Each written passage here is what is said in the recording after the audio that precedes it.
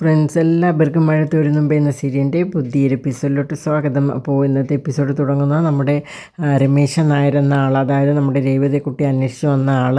അപ്പോൾ നമ്മുടെ ഗ്രേസി ആൻറ്റിയുടെ മാമച്ചൻ അങ്കിളിൽ നിന്നും വ്യക്തമായിട്ടുള്ള ഒരു തെളിവ് കിട്ടാത്തത് കൊണ്ട് തിരിച്ച് നേരെ ഓർഫണേജിൽ ചെന്ന് ഒന്നുകൂടി അന്വേഷിക്കുകയാണ്. അപ്പോൾ അവിടുത്തെ സിസ്റ്റർ പറയുകയാണ്, അപ്പോൾ അത് 20 വയസ്സായ കുട്ടിയാണ്, ഏകദേശം 19-20 വയസ്സിനകത്തേ ആകത്തുള്ളൂ എന്നൊക്കെ പറയുകയാണ്. അപ്പോൾ 36 വയസ്സെന്ന് പറഞ്ഞാൽ അവർ കള്ളത്തരമാണ്. എന്തായാലും ഞാൻ ഒന്ന് രേവതി കുട്ടി വിളിച്ച് നോക്കട്ടെ എന്നൊക്കെ പറയുകയാണ്. അങ്ങനെ രേവതി വിളിച്ച് കാര്യങ്ങളൊക്കെ സംസാരിക്കുകയാണ്. ഇന്ന് അവിടെ ഒരു രമേശൻ നായർ എന്ന പേരുള്ള ഒരാൾ വന്നിരുന്നു എന്നും അത് നിൻ്റെ റിലേറ്റീവ് ആണെന്നൊക്കെയാണ് പറയുന്നത്. അപ്പോൾ ഇത് കേൾക്കുമ്പോൾ രേവതിക്ക് ഇപ്പോൾ സന്തോഷവും ഇപ്പോൾ തന്നെ ഒരു വിഷമമൊക്കെ വരികയാണ്. അപ്പോൾ ഇവിടെ വന്നിരുന്നു, എന്താണ് സിസ്റ്റർ പറയുന്നത്? അതേ മോളെ അവിടെ ചെന്നിരുന്നു എന്നും, പക്ഷേ അവർ കള്ളത്തരമൊക്കെ പറഞ്ഞ് അദ്ദേഹത്തെ തിരിച്ചയക്കുകയാണ് ചെയ്തതെന്നൊക്കെ പറയുകയാണ്. അത് എന്നോടുള്ള സ്നേഹം കൊണ്ടാണ് സിസ്റ്ററെ, അവർക്ക് എന്നെ അത്ര ഇഷ്ടമാണ്, എന്നെ സ്വന്തം മോളായിട്ടാണ് കാണുന്നതൊക്കെ പറയുകയാണ്. അപ്പോൾ എന്താണ് ഞാൻ ഇപ്പോൾ പറയേണ്ടതെന്നൊക്കെ ചോദിക്കുകയാണ് സിസ്റ്റർ. അപ്പോൾ തൽക്കാലം സിസ്റ്റർ അവിടെ അഡ്രസ്സൊക്കെ വാങ്ങിപ്പോയി, ഞാൻ എന്തായാലും അങ്ങോട്ടും പോകാനായിട്ട് ഉദ്ദേശിക്കുന്നില്ല, നമുക്ക് റിലേറ്റീവ്സിനെയൊക്കെ ഒന്ന് കാണാമല്ലോ എന്നൊക്കെ പറയുകയാണ്. അപ്പോൾ എന്നാൽ അതുപോലെ ചെയ്യാമെന്ന് പറയുകയാണ്. പിന്നെ ചിന്നിക്കുട്ടി അവിടെ ഇല്ലേ എന്നൊക്കെ ചോദിക്കുകയാണ്, ചിന്നിക്കുട്ടിയുടെ വിശേഷങ്ങളൊക്കെ ചോദിക്കുകയാണ്. അപ്പോൾ ഫോണൊക്കെ വെച്ച ശേഷം സിസ്റ്റർ രമേശൻ നായരുടെ അടുത്തോട്ട് പോകുമ്പോൾ അദ്ദേഹം പോയി കഴിഞ്ഞിരുന്നു. കാരണം ഒരു അർജൻറ്റ് കോൾ വന്നെന്നും അപ്പോൾ ഹോസ്പിറ്റലാണെന്നും അപ്പോൾ പെട്ടെന്ന് പോകേണ്ടതായിട്ടുണ്ടെന്നും പിന്നീട് വരാമെന്ന് പറഞ്ഞിട്ട് പോവുകയുണ്ടായെന്ന് മറ്റൊരു സിസ്റ്റർ പറയുകയാണ്. അപ്പോൾ അത് എന്തായാലും നന്നായെന്ന്, രേവതി കുട്ടിക്ക് ഇപ്പോൾ റിലേറ്റീവ്സിനെ ഒന്നും കാണാൻ താല്പര്യം ഇല്ലെന്നാണ് പറഞ്ഞതെന്നും ആ സിസ്റ്റർ പറയുകയാണ്. അതുകഴിഞ്ഞ് നമ്മുടെ മാമച്ചനാണെങ്കിലും ഗ്രേസി ആൻറ്റിയുടെ അടുത്തേക്ക് രേവതിക്കുട്ടി ചെല്ലുകയാണ്. അപ്പോൾ ഇന്ന് എന്നെ ആരെങ്കിലും ഇവിടെ അന്വേഷിച്ച് വന്നിരുന്നു എന്ന് ചോദിക്കുകയാണ്. അപ്പോൾ അവർ രണ്ടുപേരും പതറുകയാണ്, കാരണം അവർ ഈ കാര്യങ്ങളൊന്നും രേവതിയോട് പറഞ്ഞിട്ടില്ല. അപ്പോൾ വിക്കി ഗ്രേസി ആൻറ്റി പറയുകയാണ്, അതേ മോളെ ഇന്നൊരാൾ വന്നിരുന്നു, എൻ്റെ റിലേറ്റീവ് ആണെന്നൊക്കെയാണ് പറഞ്ഞത്, അപ്പോൾ എന്തുകൊണ്ട് എൻ്റെ ഒരു പറഞ്ഞില്ല എന്നൊക്കെ ചോദിക്കുകയാണ്. അത് ഒന്നുമില്ല മോളെ, ഇനി നിനക്ക് പുതിയ റിലേറ്റീവ്സൊക്കെ ആകുമ്പോൾ ഞങ്ങളെ വിട്ടു പോകും എന്നുള്ളൊരു പേടി കൊണ്ടാണ് നിന്നോട് പറയാത്തതെന്ന് പറയുകയാണ്. അപ്പോൾ രേവതിക്കുട്ടിക്ക് ആകെ പാടിയൊരു വിഷമം വരികയാണ്. എന്താ ആൻറ്റി ഇങ്ങനെയൊക്കെ പറയുന്നത്? ഞാൻ നിങ്ങളെ വിട്ട് പോവുകയാണോ? ഞാൻ അനാഥാലയത്തിൽ ജനിച്ച് ദാരിദ്ര്യത്തിൽ ജീവിച്ച് എനിക്കൊരു പുതിയ ജീവിതം തന്ന എല്ലാ സൗഭാഗ്യങ്ങളും തന്ന നിങ്ങളാണ്, നിങ്ങളെ വിട്ടിട്ട് ഞാൻ എങ്ങനെ പോകാനാണ്? ഒരിക്കലുമില്ല. പിന്നെ എൻ്റെ റിലേറ്റീവ്സിനെയൊക്കെ ഒന്ന് കണ്ടിരിക്കുക എന്നുള്ളൊരു ആഗ്രഹം എനിക്കുണ്ടെന്നൊക്കെ പറയുകയാണ്.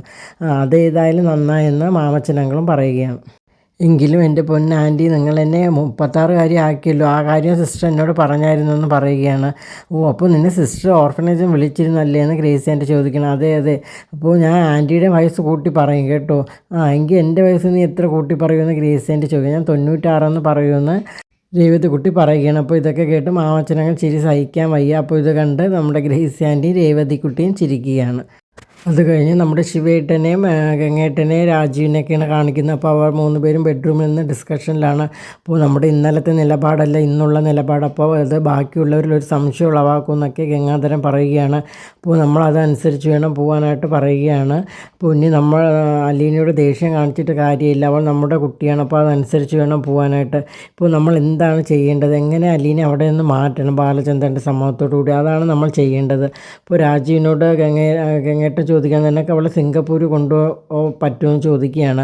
അപ്പോൾ എനിക്ക് കൊണ്ടുപോകുന്നതിൽ ബുദ്ധിമുട്ടൊന്നുമില്ല, പക്ഷേ വൈഫ് ചോദിക്കില്ലേ, പിന്നെ കാര്യങ്ങളൊക്കെ അവളോട് തുറന്ന് പറയേണ്ടി വരും, അത് നടക്കില്ല എന്ന് പറയുകയാണ്. എന്നിട്ട് ശിവേട്ടനോട് ചോദിക്കുകയാണ്, ശിവേട്ടന് ദുബായിൽ കൊണ്ടുപോകാൻ പറ്റുമെന്ന്. ഞാൻ കൊണ്ടുപോകാം, പക്ഷേ കമലെ ഡൈവേഴ്സ് ചെയ്തിട്ട് മാത്രമേ എനിക്ക് കൊണ്ടുപോകാൻ പറ്റുള്ളൂ എന്ന് ശിവേട്ടനും പറയുകയാണ്. അപ്പോൾ ആകപ്പാടെ കൺഫ്യൂഷൻ ആയല്ലോ, ഇനി നമ്മൾ കെട്ടിച്ച് വിട്ടാലോ എന്ന് ചോദിക്കുകയാണ്.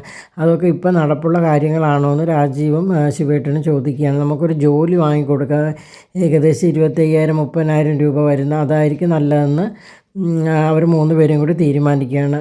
പിന്നെ മറ്റൊരു പ്രധാന കാരണം, ഒരു കാരണവശാലും വൈജ ഈ സംഭവം അറിയരുത്, അറിഞ്ഞാലുള്ള സംഭവം അറിയാമല്ലോ എല്ലാം തകരും അതോടെ എന്ന് അവർ 3 പേരും പറയുകയാണ്. ആ കുട്ടി ഇത്രയും നാൾ ഇതെല്ലാം ഒളിപ്പിച്ച് മനസ്സിൽ തന്നെ വെച്ചിരുന്നല്ലോ, ബാലചന്ദ്രനോട് അവളല്ല പറഞ്ഞത്, അയാൾ സ്വയം കണ്ടെത്തിയതാണ്.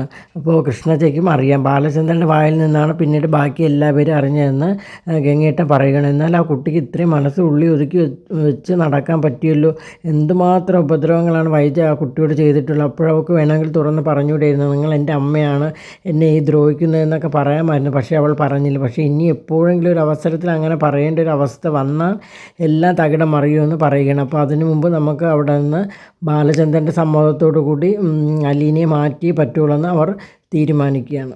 ആദ്യം നമുക്ക് ഇവിടെ ഉള്ളവരോട് കാര്യങ്ങളൊക്കെ പറഞ്ഞ് മനസ്സിലാക്കാം. അലീന എന്ന് പറയുന്നത് നമ്മുടെ ശത്രു അല്ലാന്ന്, നമ്മുടെ മിത്രമാണെന്നുള്ള കാര്യങ്ങൾ പറഞ്ഞ് മനസ്സിലാക്കാനായിട്ട് ശ്രമിക്കുക. അതേ ഇനി പറ്റത്തുള്ളൂ. അല്ലാതെ നമുക്കിനി മുന്നോട്ട് പോകാനായിട്ട് പറ്റത്തില്ലെന്ന് ഗംഗേട്ടനും രാജീവും ശിവനും എല്ലാവരും കൂടി തീരുമാനിക്കുകയാണ്.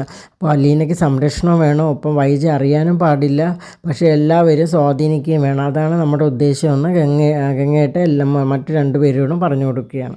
ഹരിശങ്കറിന് കാര്യങ്ങളൊന്നും മനസ്സിലാവുന്നില്ല. അപ്പോൾ സഹോദരിയായിട്ട് സംസാരിക്കുകയാണ്, ഇവിടെ എന്താണ് സംഭവിച്ചത്.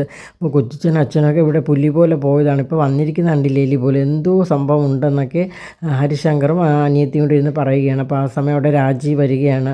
അപ്പോൾ കൊച്ചിച്ച എന്താണ് ഇവിടെ സംഭവിച്ചത്, ഇന്നലെ എന്താണ് സംഭവിച്ചതെന്ന് എനിക്കറിയണം. അലീനെ നിങ്ങൾ കിഡ്നാപ്പ് ചെയ്തുകൊണ്ട് പോയതല്ലേ, പിന്നെ എന്തിനാണ് അവളെ വിട്ടുകൊടുത്തത്, പിന്നെ നിങ്ങൾ എന്തിനാണ് അവളെ ബാലചന്ദ്രൻ്റെ അടുത്ത് തന്നെ കൊണ്ടാക്കിയത്, അതിൻ്റെയൊക്കെ ആവശ്യമുണ്ടോ എന്നൊക്കെ ചോദിക്കുകയാണ്. നിങ്ങൾ ബാലചന്ദ്രൻ വക വരുത്തുക എന്നുള്ള ഉദ്ദേശത്തിലല്ലേ പോയത്, എന്നിട്ട് എല്ലാം കൊള്ളാക്കിയിട്ടാണല്ലോ വന്നത്, നിങ്ങൾക്ക് എന്ത് പറ്റിയെന്നൊക്കെ ഹരി എടുത്തെടുത്ത് ചോദിക്കുകയാണ്. അതിനുള്ള മറുപടിയെല്ലാം ഞാൻ തരാമെന്ന് പറഞ്ഞിട്ട് രാജീവ് ഹരിശങ്കറിനെ കൂട്ടി മുകളിലോട്ട് പോവുകയാണ്. എന്നിട്ട് അവിടെ ചെന്ന് കാര്യങ്ങളൊക്കെ പറഞ്ഞ് മനസ്സിലാക്കാനായിട്ട് ശ്രമിക്കുകയാണ്. അപ്പോൾ അതോടുകൂടി ഇന്നത്തെ എപ്പിസോഡ് ഇവിടെ അവസാനിക്കുകയാണ്. അപ്പോൾ നിങ്ങൾക്ക് എൻ്റെ വീഡിയോസൊക്കെ ഇഷ്ടമാണെങ്കിൽ എൻ്റെ ചാനലൊന്ന് സബ്സ്ക്രൈബ് ചെയ്യുക, അതോടൊപ്പം തന്നെ ലൈക്ക് ചെയ്യുക, ഷെയർ ചെയ്യുക, നിങ്ങളുടെ വിലയേറെ അഭിപ്രായങ്ങളൊക്കെ അറിയിക്കുക. താങ്ക്